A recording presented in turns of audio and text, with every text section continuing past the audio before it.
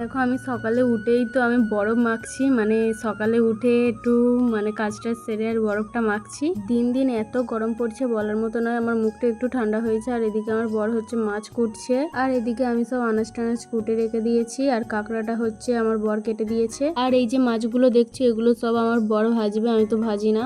আর এই যে উচ্ছে আর এই মাছের ঝাল আমি বসিয়ে দিয়েছি। আর দেখো আমার বর মাছগুলো সব ভেজে দিয়েছে, আমি মাছের ঝালও করে নিয়েছি। তারপরে গোল্ডেন মাছে এত ডিম হয়েছে, আমার বর ডিমের বড়া ভেজেছে। দেখো এত সুন্দর টেস্ট হয়েছে বলার মতো নয়। আর ওই দেখো আমি এদিকে গ্যাসে রান্না করছিলাম আর আমার বর ওদিকে পাকাতেই এই ডিমগুলো ভাজছিল। কত খাটুনতে দেখেছো, আমার জন্য কত খাটে। যাই হোক এই গরমে আমি পাকাতে রান্না করতে ভয় পাই, ওই জন্য গ্যাসে রান্না করছি। আর ও দেখো পাকাতে এসে ডিম ভাজছে, মাছ ভাজছে। আর ডিমের বড়াটা হয়তো আমিও এত সুন্দর ভাজতে পারতাম না, ওই আমার বর যে এত ভালো ভেজেছে ওই জন্য ওর হাতে আমি চুমো খাচ্ছিলাম। আমার কাঁকড়ার ঝালও হয়ে গেছে, তারপর উচ্ছে চচ্চড়ি মাছের ডিম দিয়ে হয়ে গেছে।